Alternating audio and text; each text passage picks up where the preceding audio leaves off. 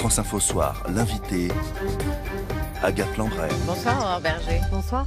Vous êtes députée Ensemble pour la République des Yvelines, ancienne ministre, et vous venez de l'Assemblée nationale où un débat a lieu en ce moment sur le Mercosur, le traité de libre-échange entre l'Union européenne et les pays d'Amérique du Sud auquel s'opposent avec virulence les agriculteurs.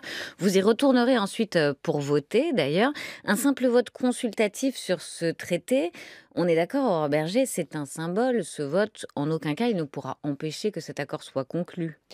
C'est certes un symbole, mais je crois que c'est un symbole important, je l'espère, d'unité de la classe politique pour dire très clairement, notamment aux agriculteurs, que l'accord en l'état est inacceptable. Parce que le sujet, c'est pas de refuser par principe des accords de libre-échange. Il y a de bons accords de libre-échange qui sont parfois d'ailleurs très favorables à notre agriculture.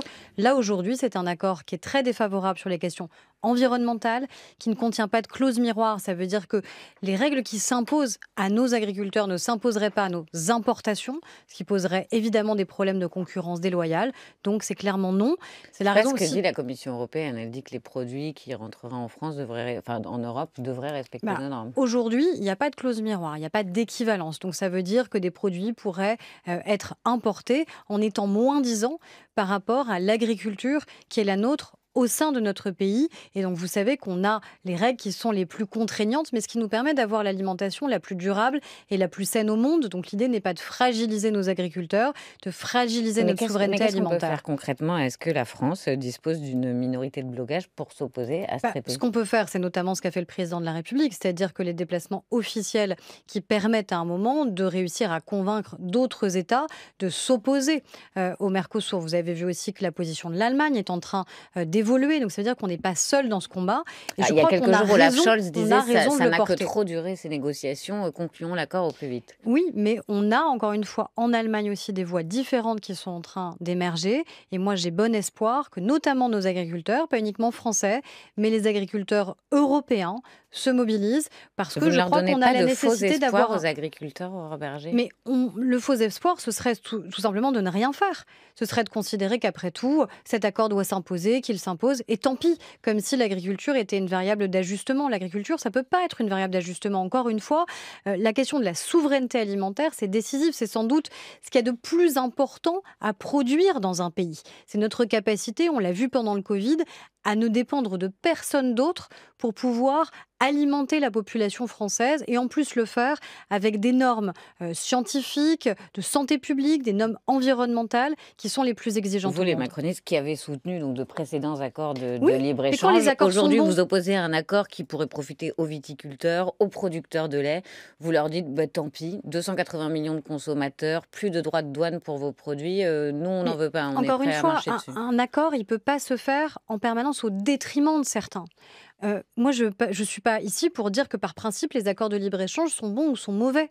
Moi, je suis favorable à ce qu'on puisse avoir des accords quand, encore une fois, ces accords nous tirent vers le haut, quand ils favorisent une concurrence qui est loyale. Et là, ça n'est pas le cas. Encore une fois, on aurait vraiment un accord qui serait très défavorable et sur les enjeux environnementaux. Je crois que les Français sont attachés aux normes environnementales et nous demandent d'ailleurs d'être de plus en plus exigeants sur ces questions-là. Et évidemment, la question agricole. Donc, on ne va pas accepter et signer un accord qui, à la fin, se ferait sur le dos des agriculteurs. Vous n'êtes pas trop indulgent avec ces agriculteurs qui manifestent pour la deuxième semaine consécutive, qui vont se lancer dans un troisième round qui a été annoncé de mobilisation. Il y a l'Office français de la biodiversité, des préfets qui ont mis ces derniers jours. On entend très peu le gouvernement s'insurger. Yannick Jadot le dénonçait à votre place l'autre jour. Il faut être très clair, c'est-à-dire à partir du moment où il y a des dégradations, à partir du moment où il y a des insultes, à partir du moment où il y a des menaces, d'où qu'elles viennent, elles sont absolument inacceptables. Ce que je remarque aussi, c'est que par exemple, un syndicat agricole a considéré qu'il était pertinent de retenir contre son gré le président d'un autre syndicat agricole, tout simplement parce qu'il y a des élections des chambres d'agriculture dans quelques semaines. Et ça, c'est inacceptable aussi comme climat de tension. Rurale. Oui, parce que c'est ce qu'ils ont voulu mettre en place, c'est-à-dire empêcher une prise de parole d'un concurrent du monde agricole qui est le président de la FNSEA. Donc je pense que c'est pas comme ça qu'on se comporte en démocratie et c'est évidemment normal de rappeler les règles et sain que des préfets évidemment aient porté plainte ou que l'Office français de la biodiversité ait pu le faire. Par contre, il n'y a pas d'indulgence. Il y a la nécessité d'être aux côtés du monde agricole pour continuer à la fois à les accompagner sur la montée en gamme de notre agriculture, qui est très spectaculaire depuis des années, la garantie de notre souveraineté alimentaire et le fait de ne pas les défavoriser, parce que ce qui est insupportable dans nos agriculteurs, c'est à la fois l'inflation réglementaire, et ça, malheureusement, il faut qu'on continue à lutter contre. C'est pour ça qu'on dit qu'on ne va pas surtransposer, mais c'est aussi de se voir imposer des règles qui ne sont pas les mêmes que celles de nos voisins, avec des importations qui seraient du coup très défavorisées. Autre sujet urgent, demain aura lieu une commission mixte paritaire décisive. 7 sénateurs, 7 députés devront tenter de se mettre d'accord sur la copie finale de la loi de financement de la sécurité sociale, le budget de la Sécu. Mais à la veille de l'échéance, les macronistes ne savent pas s'ils soutiendront ce budget ou pas. Vous n'avez pas réussi à vous accorder sur une position. Je ne comprends pas, ça n'est pas évident pour les macronistes, membres du socle commun, de soutenir le budget? Mais on l'a dit dès le début au gouvernement, et on l'a dit au Premier ministre dès le début, qu'on avait besoin, pour pouvoir voter en conscience ce budget, pour pouvoir le soutenir, qu'il y ait des évolutions par rapport à la copie initiale. Est-ce qu'il y a eu des évolutions? La réponse est oui.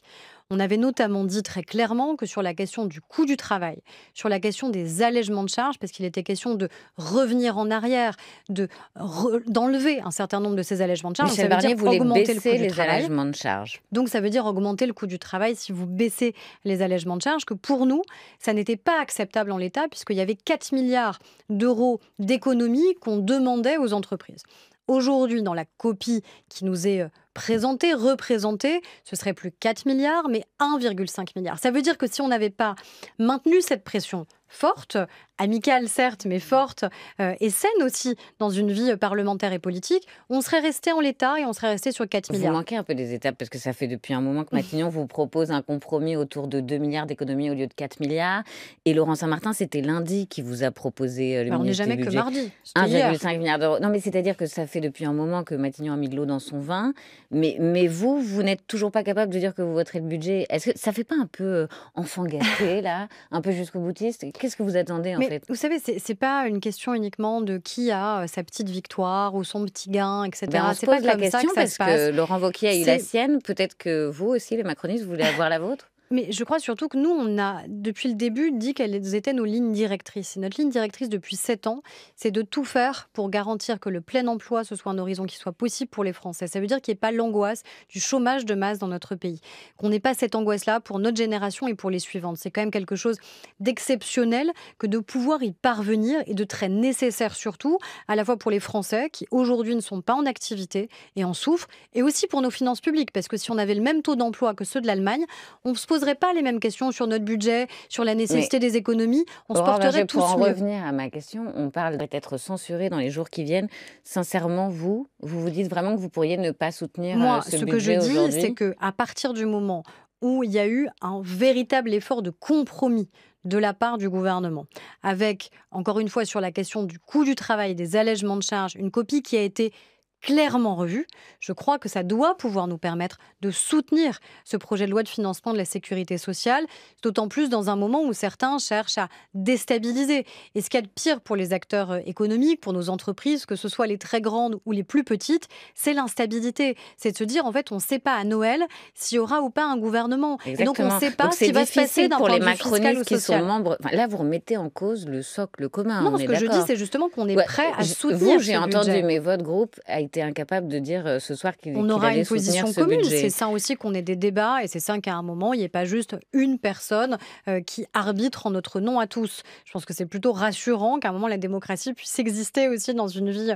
parlementaire et une vie de groupe. En tout cas, c'est difficile de faire des leçons à Marine Le Pen ou à ceux qui veulent censurer le gouvernement dans ce contexte. Ce n'est pas notre cas. On n'est pas du tout sur une logique d'instabilité et encore moins, évidemment, de censure du gouvernement. Mais ça la censure, est-ce qu'elle est inéluctable selon vous aujourd'hui? Moi, elle n'est jamais inéluctable. Ça dépend des partis politiques. Déjà, normalement, quand vous censurez, vous dites, voilà la proposition alternative qu'on peut faire.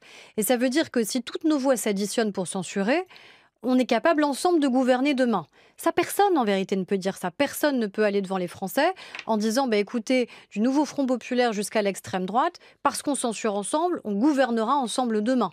Ça ne ferait pas un gouvernement cohérent, et je ne crois pas qu'ils aient vraiment envie d'ailleurs de gouverner ensemble. Donc déjà, c'est quand même un vrai sujet de censurer pour le principe sans qu'il y ait d'offres alternatives. Alors sans qu'il y ait Boris de Vallaud, le propositions patron des alternatives. députés socialistes, a proposé qu'une fois la censure votée et le gouvernement tombé, l'arc républicain se mette autour de la table pour discuter des conditions d'une non-censure d'un successeur de Michel Barnier.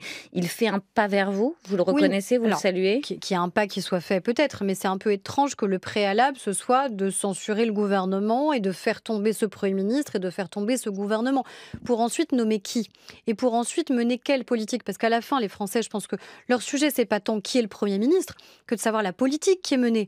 Est-ce qu'à la fin, ça change pour eux dans les services publics, sur l'école, sur l'hôpital? C'est ça l'inquiétude de cette fin d'année. Mais vous C'est pourriez moins travailler ça avec les que socialistes, vous le mettre nom autour de de tel la ou tel. table sur la question du pouvoir d'achat. Olivier Faure, le patron du PS, citait ce sujet Moi, je ne notamment veux à pas votre que ça place donne hier. le sentiment qu'on est tous les mêmes et qu'on serait tous interchangeables. Parce que ce n'est pas le cas. À la fin, voter pour le Parti socialiste ou voter pour les LR ou voter pour le Bloc central, c'est voter aussi pour des orientations politiques qui sont différentes. Ça ne veut pas dire qu'on n'a pas parfois des sujets qui sont des sujets de consensus et de compromis, et tant mieux si ça peut être le cas, évidemment. Et sur des sujets qui nous tiennent à cœur, notamment sur la question de l'égalité femmes-hommes, ça peut être le cas. Mais ça n'est pas suffisant pour gouverner ensemble. Et Marine Le Pen menace d'une motion de censure. Elle critique l'attitude du gouvernement qui promet des pluies de sauterelles si jamais cette censure était votée. Elle publie une tribune dans le Figaro pour dire stop aux Cassandres. Et Yaël Braun-Pivet, d'ailleurs, la présidente de l'Assemblée nationale, est sur la même ligne que Marine Le Pen. Elle dit aussi arrêtez j'entends tout et n'importe quoi. Il n'y a pas de catastrophe annoncée. Vous dites la même chose. La censure, c'est pas forcément la catastrophe annoncée. Mais la censure, elle a des conséquences extrêmement graves.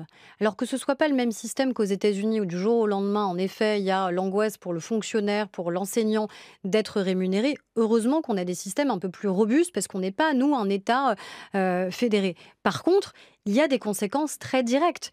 C'est-à-dire qu'au mieux, on pourrait reconduire chaque mois le budget de l'année précédente, s'il y a un accord au Parlement pour y... Heureusement qu'on a des systèmes un peu plus robustes parce qu'on n'est pas, nous, un État fédéré. Par contre, il y a des conséquences très directes.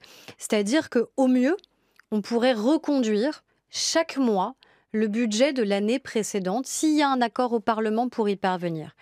Chaque mois, le budget de l'année précédente. Ça veut dire aussi que les augmentations de dépenses qui étaient prévues pour certains postes ne pourraient pas être réalisées. Ça veut dire que des lois de programmation pour la sécurité des Français, militaires, ne pourraient pas être réalisées puisque vous pouvez au mieux reconduire l'existant. Et puis sur le budget de la sécurité sociale, ça pose des questions encore plus difficiles parce que les organismes de sécurité sociale, eux, ils n'ont pas le droit d'emprunter, par exemple.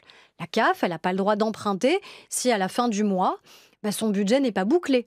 Donc ça pose des questions très concrètes pour les Français. Si demain, le projet de loi de financement de la sécurité sociale était censuré, le projet de loi de finances était censuré, moi, j'ai pas envie de payer pour voir. J'ai pas envie qu'on prenne le risque de dire aux Français, écoutez, on est dans une situation couramment inédite. Et donc, on va essayer de faire avec cet inédit. Mais cet inédit, c'est beaucoup d'incertitudes et ce serait, je crois, beaucoup d'angoisse pour les Français. Et le gouvernement pourrait être censuré dès la semaine prochaine, si jamais Marine Le Pen En tout cas, pas de votait notre fait. la censure. Merci Aurore Berger, Merci à vous. députée des Yvelines, d'avoir accepté de répondre à France 1. Merci Agathe Lambra. On se retrouve à 20h pour les infos.